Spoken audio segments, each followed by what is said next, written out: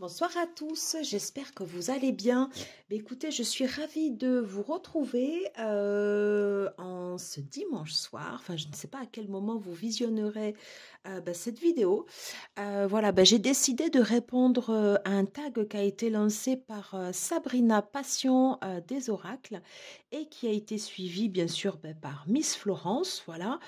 Et je crois qu'il est suivi également par Miss Mectal 16, voilà, qui a dit qu'elle participerait également au tag.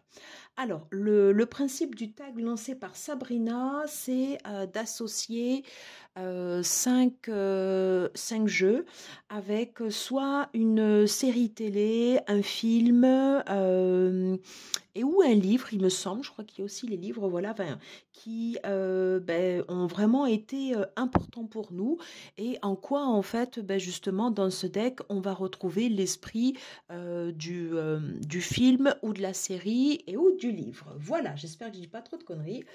Donc du coup, voilà, j'ai bien sélectionné 5 decks. On va commencer tout de suite par le premier. Alors, le premier deck que j'ai sélectionné, c'est, tout le monde connaît bien sûr Célia Mélesville, je ne vais pas la présenter, et tout le monde connaît également le Lily Black. Alors, concernant ce deck, et je vous dirai après à quel film j'ai associé ce deck, j'ai fait l'acquisition en fait de ce deck il y a peu de temps, voilà, en même temps que le Lily White, et je l'avais énormément vu en vidéo. Et quand j'ai vu ce deck, quand je l'ai eu entre les mains, je me dis waouh, l'énergie comme ça en noir, ça fait ressortir. Ça fait ressortir quelque chose de profond, la partie sombre en nous, voilà. Et ça peut être un deck voilà, super intéressant pour aller explorer comme ça notre partie sombre. Alors je trouve que justement dans les majeurs, c'est super intéressant. Et donc notamment par exemple ici, quand on voit la justice, on se dit que elle n'est pas super équitable. Alors je vais pas vous montrer tout le jeu puisque du coup vous le connaissez, mais également voilà d'autres arcanes majeures, voilà, qui m'avaient marqué, à savoir en fait ici celle du diable, voilà. Et j'ai associé ce deck, en tout cas l'esprit sombre comme ça de ce deck, ce qui me donne envie justement d'aller explorer comme ça ma partie sombre en travail, en shadow work, voilà. Et bien je l'associe, alors je sais pas si on a le droit de montrer ça, je sais pas si c'est bon pour les codes YouTube ou pas, au film The Dark Knight, le Chevalier Noir, qui est le deuxième opus de la trilogie sur les Batman, qui a été réalisé par Christopher Nolan, et l'acteur principal c'est Christian Bale, voilà, qui est juste sublimissime dans ce film. Donc pourquoi j'associe les deux ensemble, puisque dans ce film, bien vous avez donc le Batman en fait, voilà, qui va revenir dans sa ville en fait, Gotham City, voilà, enfin de Bruce Wayne, et il va retrouver donc son amour d'enfance avec qui est maintenant en fait avec un procureur. Et il y a toute une partie en fait de jeu d'ombre et de lumière avec une association au départ, voilà, pour combattre toute la partie noire comme ça de Gotham, mais ça va pas se passer comme c'était prévu à l'initiale. Et il y a vraiment en fait une facette très très sombre en fait dans ce film, où forcément il y a tout un opus sur la justice, le fait de se mettre également en mode sacrifice. Je ne vous spoile pas si vous n'avez pas vu le film, mais il est extrêmement connu. Et si vous l'avez déjà vu, je vous incite à le regarder en version originale. Parce que vraiment, sur les dernières phrases du film, quand Batman en fait quitte Gotham City, voilà, il y a quelque chose en fait de très très fort. Et du coup, moi je l'associe à ce deck, le Lily Black, pardon, excusez-moi, parce que je trouve le Lily Black extrêmement pertinent pour aller travailler en nous, ben voilà, comme ça, toutes les parties sombres. Voilà. Même par exemple, vous voyez, sur un as, où normalement on parle de comme ça d'un potentiel, là on a l'impression que les deniers, la fleur, enfin elle a peine à sortir, hein, on a l'impression qu'elle reste quand même enfouie comme ça dans la terre, dans les racines. Donc il y a quelque chose comme ça, là on a l'impression que c'est en train de plier sous le poids. Il y a toute une partie sombre, voilà, qu'on peut travailler comme ça avec ce deck et qui est totalement en lien, je trouve, avec le film The Dark Knight. Voilà, la deuxième trilogie des Batman, un super film. Et moi, je suis red dingue. J'ai regardé 36 000 fois cette trilogie. Alors, de préférence en VO, parce que j'adore regarder les films en VO. Et franchement, ça vaut le coup de le regarder en VO, ne serait-ce que pour l'explication du Chevalier Noir, qui est tout à la fin du film. Voilà, et si vous ne le regardez pas en VO, vous loupez quelque chose. Voilà, je n'en dis pas plus. Alors, sur le deuxième jeu que j'ai sélectionné en association avec un film, donc c'est l'un de mes chouchous en tarot. Donc c'est le tarot des mondes cachés de Barbara Moore, pour son univers médiéval fantastique, voilà. Également pour toute la partie sombre aussi. Il y a un côté lumineux aussi dans ce deck, mais il y a aussi toute une partie sombre. Le monde elfique également qui est représenté. Voilà, qu'est-ce que je peux vous dire de plus? Ben forcément, quand on regarde comme ça l'ermite, on pense à l'un des personnages principaux du film, enfin de la trilogie, et j'ai sélectionné la trilogie du Seigneur des Anneaux. Voilà, c'est vrai que du coup, quand je vois ce deck, euh, là, surtout, par exemple, avec cette carte, avec la Morrigan, ça fait penser en fait au champ de bataille, aux scènes de bataille qu'on a en fait dans les trois films en fait du Seigneur des Anneaux. C'est pas un film où ils font semblant, voilà, c'est quand même assez sanglant en fait cette guerre comme ça de clans, de quête de pouvoir. Et il y a toute une symbolique, voilà, au travers de ce film qu'on peut retrouver aussi, je trouve, au travers de ce deck, avec un univers comme ça, je trouve, oui, qui fait très médiéval, fantastique. Voilà. Et en même temps, voilà, certains côtés très lumineux qu'on peut retrouver aussi au travers de ce deck et dont on perçoit voilà, quelques bribes comme ça à l'intérieur de cette trilogie. Voilà, donc pour la deuxième sélection, c'était le tarot en fait des mondes cachés de Barbara Moore.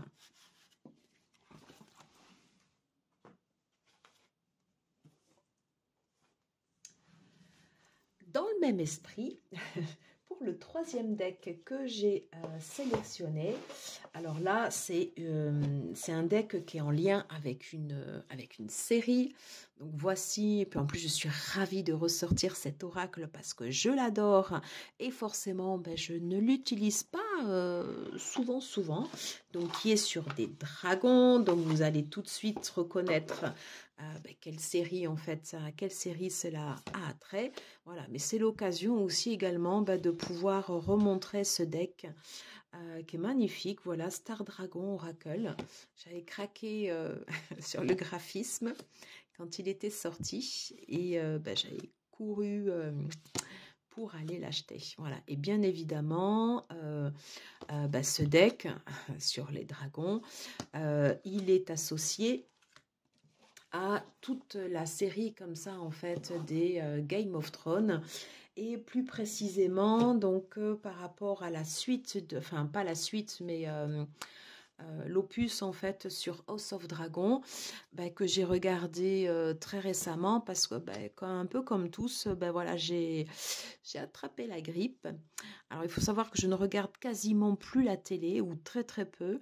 Et là j'étais tellement crevée, tellement fatiguée, voilà, je me suis mis en mode sur le canapé et j'ai fait la série de House of Dragon, voilà, qui est juste sublimissime et c'est un univers que j'adore, voilà. Et donc du coup l'association avec cet oracle Star Dragon je vous remontre le deck de Paolo Barbieri et elle est juste parfaite quoi. Voilà, elle est juste parfaite.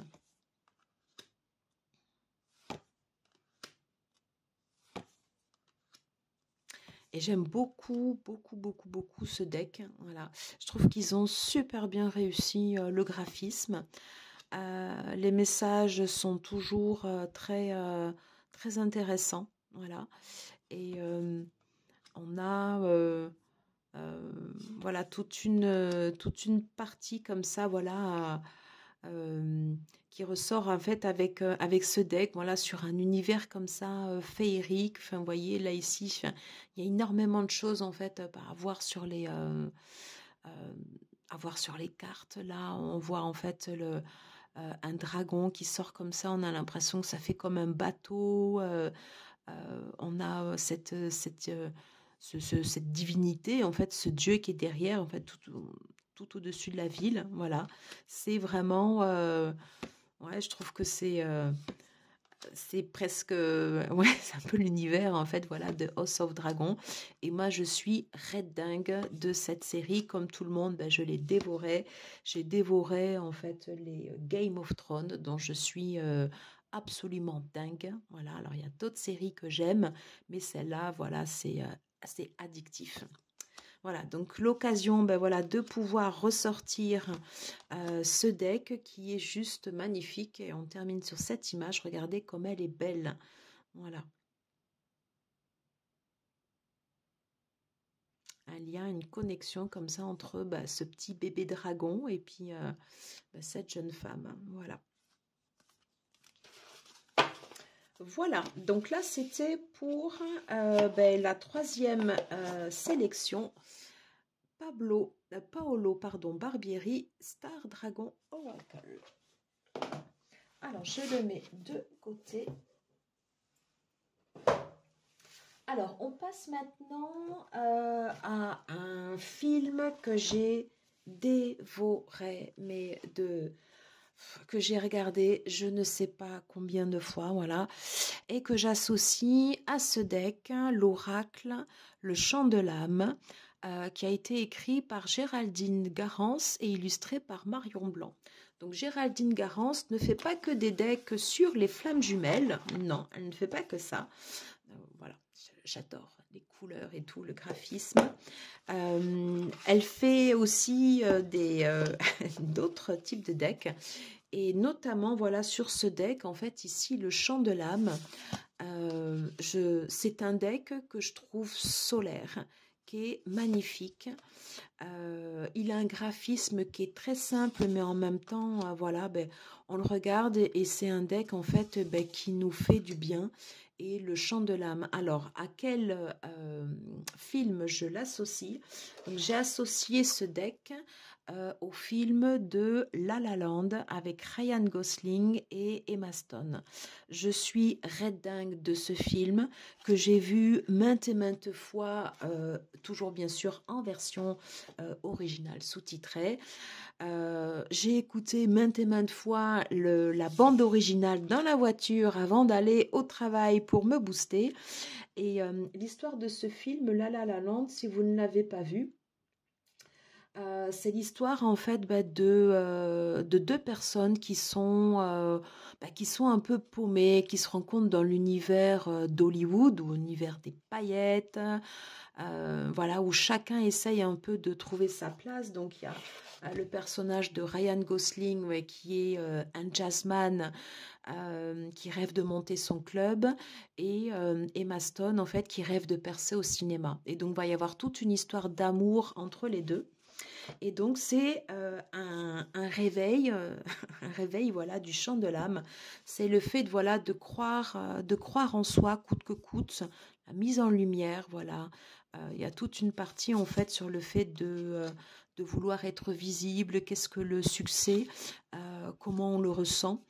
Voilà, c'est un film qui est solaire, c'est un film qui met la pêche, au même titre que quand on regarde ben, cet oracle, voilà, ben, il est très très beau également, il a un côté très solaire. Et pourquoi je suis absolument fan de ce film La La La Land? Souvent, par exemple, dans les guidances, on va parler du choix du cœur. On va parler, par exemple, des choix que l'on fait au travers de la raison. La dualité qu'on peut avoir, par exemple, entre ces deux choix. Et il y a une partie très subtile, en fait, dans ce film où on montre quelle peut être l'évolution des personnages, justement en fonction bah, des choix qui auront été faits. Alors, je ne vous spoile pas sur le film si vous ne l'avez pas vu. Allez le voir parce qu'il est juste absolument magnifique. Et en association avec ce deck, ben, je le trouve, ouais, voilà, je le trouve très bien parce que sur ce deck, en fait, on ne travaille pas trop les parties sombres avec ce deck-là, mais là, ça, c'est un deck qui fait du bien. C'est un deck qu'on va utiliser pour aller chercher comme ça de la ressource, pour aller chercher comme ça des pépites en nous ben, qui vont pouvoir éclore. Et au passage, petite baguette magique.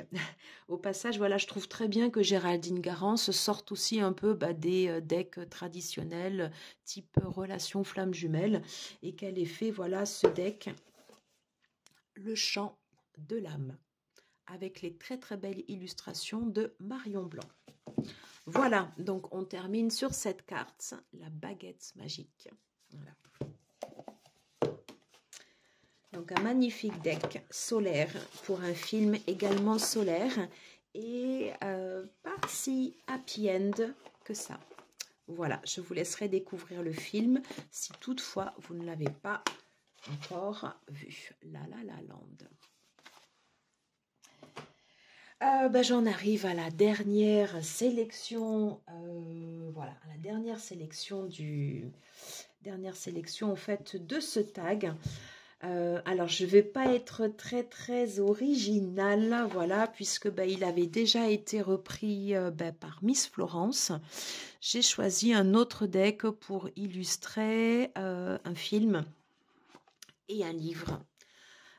Pour moi, c'était d'abord un crush en fait, enfin un vrai coup de cœur sur un livre. Et je ne sais pas pourquoi, ben voilà, je l'associe à ce deck, voilà. Tout ce qui est langage des fleurs, des plantes, c'est quelque chose qui me parle énormément. J'aime beaucoup, beaucoup l'univers de Tcheraline Darcey. Tcheraline Darcey, à la base, est une botaniste et au travers de ces magnifiques oracles, elle nous fait partager en fait son univers, son amour pour les plantes, pour les fleurs. Et moi, j'adore l'univers bucolique de ce deck. Voilà. Je le trouve très beau. Il a un côté, je ne sais pas, un peu vintage.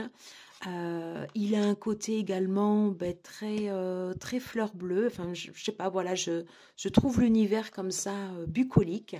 Et j'ai associé donc ce deck à voilà, Jane Austen, Orgueil et préjugés, voilà, qui avait été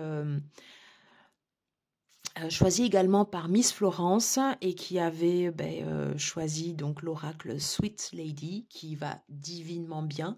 Quand vous voyez voilà ce personnage, elle aurait pu piger en fait une de ses cartes voilà pour son oracle. Alors moi je n'ai pas l'oracle Sweet Lady, voilà, mais à mon grand regret. Mais quand je regarde voilà ce deck, le langage des fleurs qui est pas très très connu de Tcheraline Darcey, je crois que j'ai quasiment jamais vu en fait sur une chaîne YouTube, en tout cas française. Ben voilà, moi j'aime son univers comme ça, bucolique. Il y a beaucoup de douceur qui ressort de ce deck et ça me fait penser à l'univers de Orgueil et Préjugés. Alors attention, dans le film Orgueil et Préjugés, donc ça parle énormément en fait voilà des conditions de la femme et comment elles doivent être placées voilà pour être mariées, pour avoir une position en fait dans la société. Donc, ce sont quand même des thèmes, quand on les regarde, qui peuvent être profonds. Mais la façon dont c'est traité, c'est vrai qu'il y a cette ambiance comme ça, british, très, très anglaise, très un peu subtile dans les dialogues. Si vous avez lu le livre, enfin le livre, il est d'une finesse, c'est magnifique. Voilà. Et bah, je sais pas, moi quand je regarde ce deck, j'aime voilà, j'aime cet univers et je retrouve ben voilà, cet univers bucolique, je sais pas comment vous le dire autrement. Voilà, avec beaucoup d'enthousiasme. Delphinium. Allez, on va terminer sur cette carte. Voilà. Bah, écoutez, j'en ai terminé avec ce tag. Merci beaucoup à Sabrina, Passion des oracles, de l'avoir initié. Je trouve que c'est une super idée de l'associer comme ça à de la pop culture. Bah, ça permet aussi bah, de présenter des decks sous un autre angle.